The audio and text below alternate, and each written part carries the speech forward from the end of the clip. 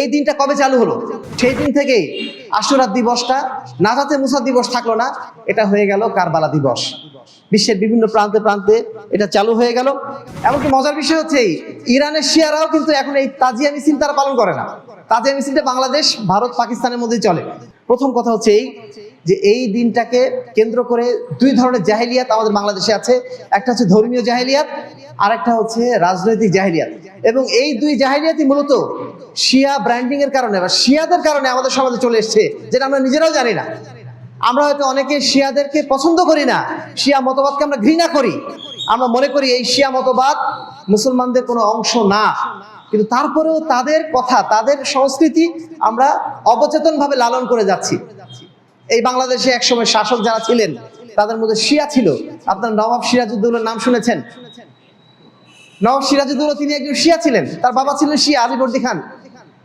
সেই সাথে সাথে কিছু কিছু শাসক ছিলেন যারা শিয়াদের প্রতি বিশেষ প্রীতি রাখতেন, এবং তারাই বাংলাদেশে প্রথম ওই যে ইমাম বাড়া আছে না আপনার ঢাকাতে, এই ধরনের ইমাম বাড়াগুলো তারাই প্রথম স্থাপন করেন এবং শিয়া সংস্কৃতি বাংলার বুকে ছড়িয়ে দেন।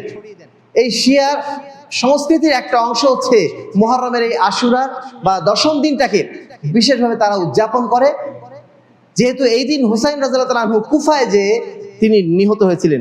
এই দিন উপলক্ষে এই দিনটা কবে চালু হলো? আশুরা দিবসে কারবালা দিবস এই যে ঘোষণা করা হয়েছে বর্তমানে, এই ঘোষণাটা আজকের না, আজ থেকে আরো 1100 বছর আগে খলিফা আল মুতি বিন মুক্তাদির আব্বাসীয় খলিফা, তিনি তখন জীবিত ছিলেন। যার জীবদ্দশায় তারই একজন সেনাপতি মুইজ্জুদ্দৌলা, যিনি ছিলেন শিয়া, 352 হিজরিতে তিনি তার এলাকার জনগণকে বললেন যে তোমরা হুসাইন রাদিয়াল্লাহু আনহুর এই মৃত্যু দিবসে তোমরা কান্নাকাটি করো, শোক দিবস পালন করো। তখন যারা স্থানীয় শিয়া ছিল তারা এই দিনটাকে নতুন করে উদযাপন করা শুরু করলেন, এবং সেই দিন থেকেই আশুরা দিবসটা নাজাতে মুসা দিবস থাকলো না, এটা হয়ে গেল কারবালা দিবস। বিশ্বের বিভিন্ন প্রান্তে প্রান্তে এটা চালু হয়ে গেল।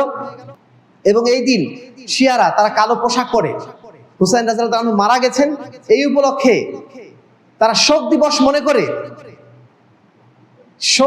মনে করে এই দিবসে তারা কালো পোশাক পরেন, এবং তারা হাতে জিঞ্জির নিয়ে নিজেদের গায়ের উপরে ছুরির ফলা মেরে তারা নিজেদেরকে রক্তাক্ত করে দেন। যেহেতু এই দিন হুসাইন রাদিয়াল্লাহু আনহু রক্তাক্ত হয়েছিলেন, সেই স্মরণে তারা নিজেদেরকে রক্তাক্ত করেন।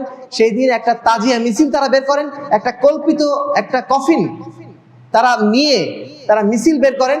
তারপরে যেভাবে হিন্দুরা তাদের মূর্তিকে বিসর্জন দেয়, ঠিক সেইভাবে তারা তাদের তাজিয়াকে কোন একটা জায়গায় যে বিসর্জন দিয়ে আসে।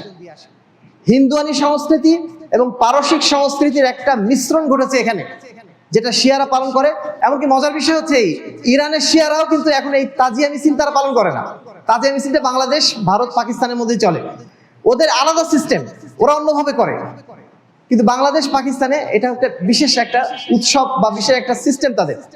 তো মজার বিষয় হচ্ছে এটাকে তারা শোক দিবস হিসেবে পালন করছে। আর আমরা মুসলমানরা আহলুস সুন্নাত ওয়াল জামাত যারা, তারা কিন্তু আশুরা সিয়ামটা পালন করি মূলত শুকরিয়া দিবস হিসাবে। যেটা ছিল শুকরিয়া দিবস, সেটাকে তারা বানিয়ে দিয়েছে শোক দিবস, এবং আমরা 99% মুসলমান বর্তমানে আশুরা দিবসটাকে শোক দিবস হিসেবে পালন করছি।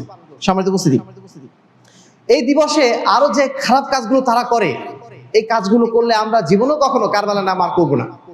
এই দিন তারা বিশেষভাবে আবু বকর, ওমর এবং ওসমান রাদিয়াল্লাহু তাআলা আনহুকে গালি দেওয়ার জন্য একটা বিশেষ সেগমেন্ট রাখে। এই দিনটাতে তারা আলাদাভাবে তাদেরকে গালিগালাজ করে, কারণ তারা মনে করে যে আলী রাদিয়াল্লাহু তাআলা আনহু তিনি ছিলেন চতুর্থ খলিফা যদিও হয়েছেন, তবে তারই হওয়ার কথা ছিল প্রথম খলিফা। প্রথম 3 খলিফা ষড়যন্ত্র করে আলী রাদিয়াল্লাহু তাআলা আনহুকে খলিফা হতে দেন নাই। এজন্য তারা মনে করে যে প্রথম 3 খলিফা তারা মুরতাদ, এবং তাদেরকে যারা সমর্থন করবে তারাও মুরতাদ। সবাইকে তারা মুরতাদ ঘোষণা দিয়ে বসে আছে।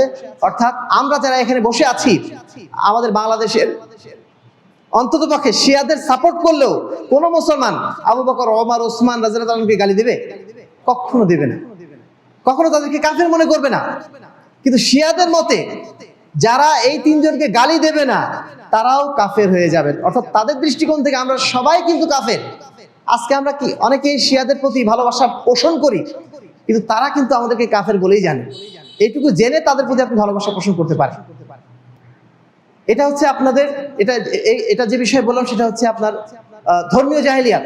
এছাড়াও আরো কিছু ধর্মীয় জাহেলিয়াত আছে, যেমন কিছু মানে আপনার হাদিস এসছে যেগুলো জয়ীফ হাদিস বা ইসরাইলিয়াত বা মওযু হাদিস।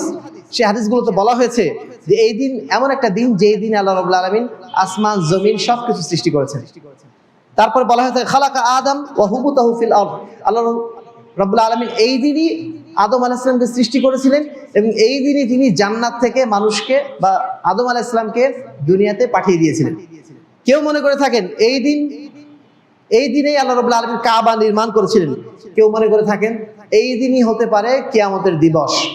এই যে কথাগুলো বললাম সবগুলো বাতিল, কোনোটাই কোনো সহিহ হাদিসে নেই, কোনোটাই কোনো বিশ্বস্ত তাফসিরেও নেই, ইতিহাসেও নেই। এটা আছে কিছু জয়ীফ এবং জাল হাদিসে এবং কিছু ইসরায়েলি গ্রন্থে। সুতরাং এই সমস্ত বিষয়ে বিশ্বাস রাখা যাবে না। কিছু হাদিস তৈরি করা হয়েছে, শিয়াদের তৈরি করা। তারা বলছে মান ওয়াসা আলা ইয়ালি ফিন নাফখা ইয়াউমা আশুরা ওয়াসা আল্লাহু আলাইহি সাইরা সানাতান, যেই ব্যক্তি আজকের মানে আশুরার দিনে ভালো খাওয়া দাওয়া করবে, আল্লাহ রাব্বুল আলামিন সারা বছর তার জন্য ভালো খাওয়ার ব্যবস্থা করে দেবেন। বলুন নাউজুবিল্লাহি মিন যালিক।